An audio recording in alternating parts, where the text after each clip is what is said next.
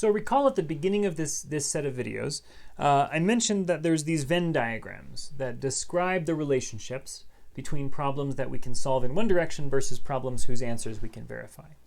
So what I was trying to do was kind of to prompt you to be thinking about this so that we can draw a Venn diagram that relates P and NP. Okay, so the question we'd like to address in this segment is, what is the relationship between P and NP? And if you've run into this stuff before, you'll know that we'd actually like to understand the relationship between P and NP in a very deep general sense, in like CS theory, even outside the confines just of this course. But what is the relationship between P and NP? And the simplest, clearest fact that we can talk about is that the relationship satisfies the following Venn diagram, right? And so we can capture it with the Venn diagram. All right, this Venn diagram is correct in a technical sense. So if I write the class P like this, that class is completely contained within NP. Okay, so what does this Venn diagram show? Right, well, I mean, I can write it down like this, right? P is a subset of NP. And if we're being very precise, what we have to say is that it is either a subset of NP or it is equal to NP, right? That's what this little line on the bottom of the subset symbol means. But P is a subset of NP, and it's always worth kind of connecting Venn diagrams to propositional logic. And how does that work?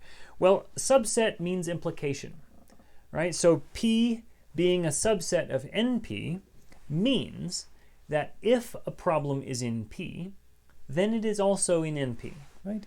Subset means implication. The two are the same thing. That is literally how subset's defined. So here's the fact. If a problem is in P, then it is in NP.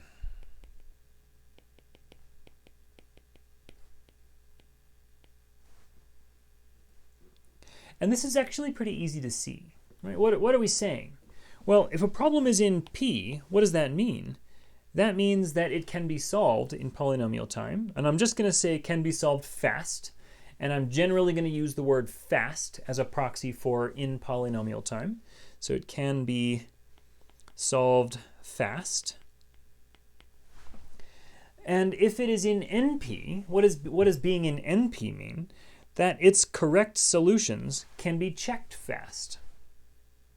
Okay, so being in NP means its correct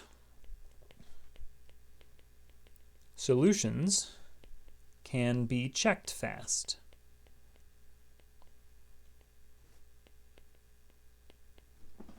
Okay, so why is it obvious, or at least why is it true? Let me start with true. Why is it true that if a problem is in P, then it is in NP? Well, suppose I give you a problem and you have an algorithm, like I give you an instance of a problem and you have an algorithm that can run in polynomial time to solve that problem. In other words, this problem is in P and you've got the algorithm for it. And then I say, and here's a proof that that's a yes instance of the problem. One thing you could do is you could just trash my proof, go solve the problem, and determine whether or not it's a yes instance. Okay, so just because you have an algorithm doesn't mean you have to use my proof, right? If you have the algorithm, you can go ahead and use it. And so what that means is that if a problem can be solved fast, then certainly its correct solutions can be checked fast, because we could just solve the problem, right? If we know we can solve it from scratch, then we can check its correct solutions by just solving it. Okay, so the idea, kind of in words, is if you can solve it fast, you can just you can check its correct solutions by just solving it, right? Then can verify correct solutions, verify correct solutions just by solving the problem from scratch.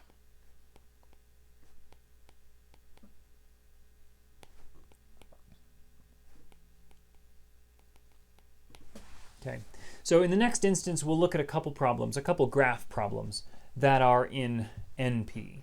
And it turns out that one of them is certainly in P, and the other one, it's an open question whether or not it's in P.